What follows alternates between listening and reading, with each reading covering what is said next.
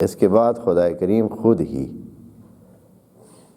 کچھ تفصیل اس کی بتا ہی دیتا ہے کہ اگر ابھی آپ کو یہ الہ کی سمجھ نہیں آئی تو اس اگلے جملے سے سمجھ لیں، اللہ لا الہ الا ہوا، نہیں ہے کوئی معبود، بس ہے ہی نہیں کوئی معبود۔ لا الہ، آپ جانتے ہیں کہ یہ لا نفی جنس ہے،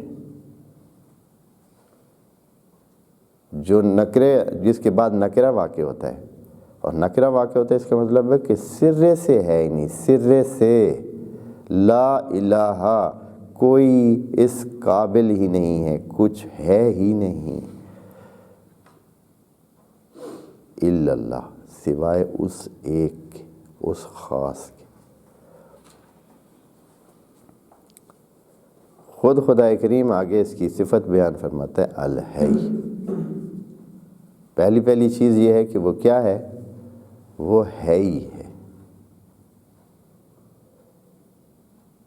حیات جو ہے وہ ماں ہے بہت ساری صفات کی، حیات کے بعد بہت ساری صفات آتی ہیں۔ دوسری کچھ صفات ایسی ہیں جو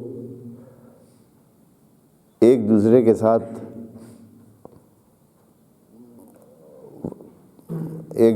تساوی میں واقع ہو سکتی ہیں، لیکن حیات ایک ایسی صفت ہے جو پہلے ہونی چاہیے۔ حیات کے بعد آتا ہے علم، اس کے بعد آتا ہے ارادہ، اس کے بعد آتا ہے، اس لیے خدا کریم نے پہلے کہا کہ سب سے پہلی چیز حیات۔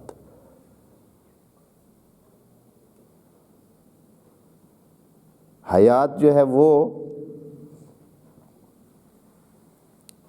بھی ایسی حیات جو اوریجنل ہو،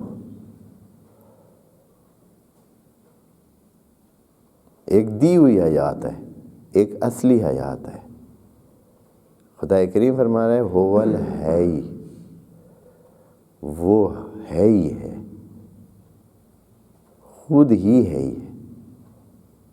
یہ نہیں ہے کہ وہ مہیات ہے یا اس کو حیات دی گئی ہے، وہ ہے ہی ہے، اور ہے ہی بھی ایسا ہے کہ القیوم ہے۔ قیوم کیا ہے کے بعد آتا ہے قیوم۔ قیوم خود ایک ایسا لفظ ہے جو جامع جمیع صفات ہے۔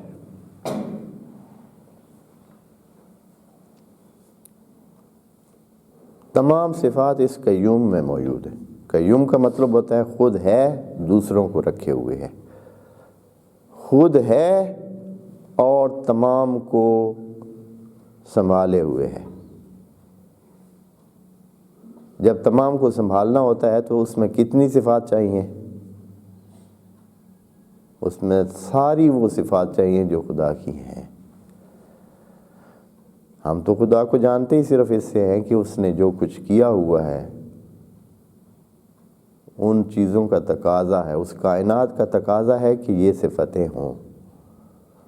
اگر یہ صفتیں نہ ہوں تو وہ کائنات میں وہ چیزیں جو موجود ہیں وہ ہو نہیں سکتی۔ ہمارے سامنے خدا کو جاننے کے لیے اس کی کائنات ہے۔ یہ تو رہنمائی اللہ نے کی ہے یا انبیاء نے کی ہے اور کچھ نام ہمیں بتا دیے،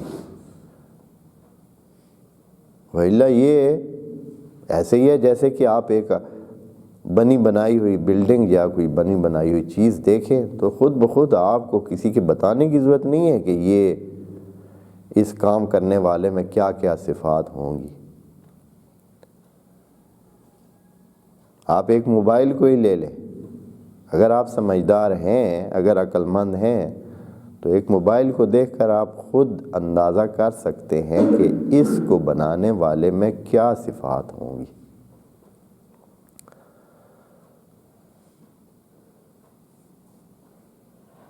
وہ کتنے علوم کا اور کتنی اس کا ماہر ہوگا، جان پہچان کا جانکاری کتنی ہوگی، اس میں کتنی سائنسی معلومات ہوں گی اس کی۔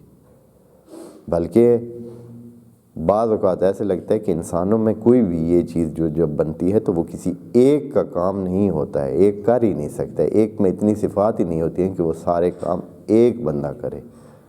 اس میں مختلف قسم کی معلومات رکھنے والے مختلف افراد اور مختلف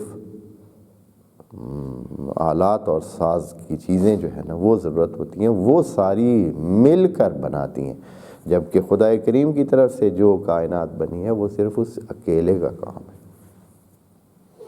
اس احد کا کام ہے۔ اس لیے وہ قیوم ہے، یعنی قائم رکھنے والا، جس کے ساتھ قائم ہے ساری دنیا، ساری کائنات۔